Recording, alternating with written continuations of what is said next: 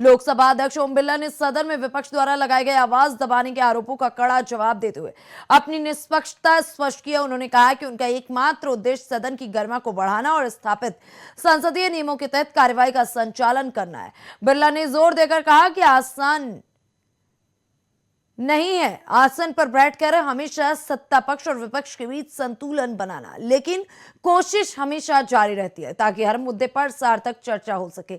सदन की मर्यादा को रेखांकित करते हुए उन्होंने ये भी माना कि एक जीवंत लोकतंत्र में विपक्ष का मजबूत होना अनिवार्य है। उनके अनुसार नियमों का पालन करना किसी की आवाज दबाना नहीं बल्कि लोकतांत्रिक संस्था को सुचारू रूप से चलाने का आधार है। स्पीकर का यह संबोधन सदन में बढ़ते गतिरोध और अनुशासनहीनता की घटनाओं के बीच एक महत्वपूर्ण स्पष्टीकरण के रूप में देखा जा रहा है।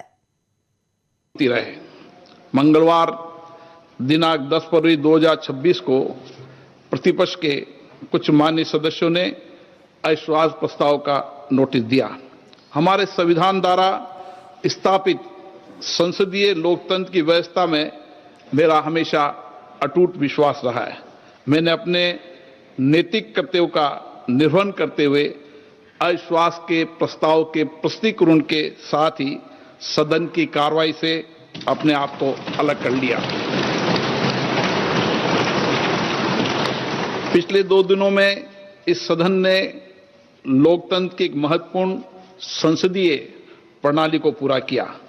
इस चर्चा के दौरान अनेक विचार, अनेक दृष्टिकोण, अनेक भावनाएं इस सदन के सामने रखी गई। मैंने सदन के प्रत्येक माननीय सदस्य की बात को गंभीरता और ध्यान से सुना। मैं इस सदन के सभी माननीय सदस्यों को का हृदय से आभार व्यक्त करता हूं, चाहे उन्होंने समर्थन में अपने विचार रखे हों या। इस खबर पर अधिक जानकारी साझा करने के लिए हमारे साथ वरिष्ठ पत्रकार पंकज रस्तोगी जुड़ चुके हैं। पंकज जी, इंडिया वॉच में आपका बहुत बहुत स्वागत है। पंकज जी, जिस तरीके से स्पीकर ओम बिरला ने आज सदन के भीतर कहा कि अनुशासन बनाए रखना सबसे बड़ी जिम्मेदारी होती है और इसके लिए अगर कोई कदम उठाया जा रहा है तो ये नहीं कहना चाहिए कि आवाज दबाई जा रही है। क्या वाकई ये बात सही है? क्योंकि जिस तरीके से विपक्ष कह रहा है कि आवाज दबाई जा रही है।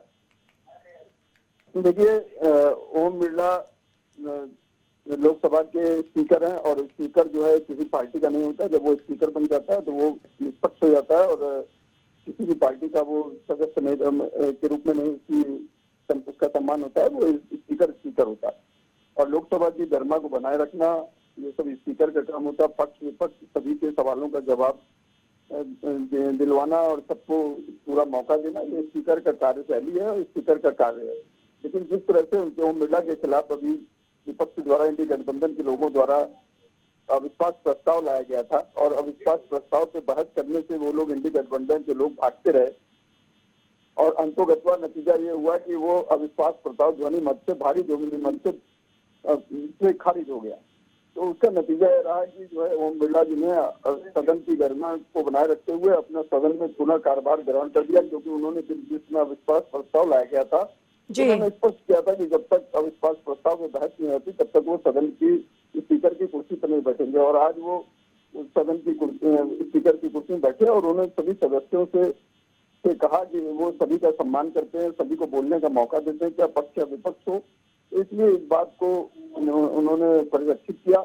लेकिन विपक्ष को हमेशा हर चीज में खामियां नजर आती हैं और उन्होंने एक ही और स्पष्ट कर दिया कि मैं किसी का माइक नहीं बंद कर सकता, कि किसी को बोलने से बंद कर दूं, किसी को बोलने का मौका नहीं दूं, ये सब मेरे अधिकार क्षेत्र में नहीं है। तो विपक्ष का यह अनर्गल प्रलाप रहा। लेकिन यह है कि ओम बिरला जी आज स्पीकर के पुनः उन्होंने कुर्सी संभाल लिया है और बकायदा उन्होंने सभी सदस्यों का आभार व्यक्त किया कि आपने जो पक्ष के हो चाहे विपक्ष के हो, सभी ने आपने मेरे पक्ष में अगर कुछ बोला या विपक्ष में बोला, मैं सभी का धन्यवाद देता हूँ। उन्होंने सभी का सम्मान किया।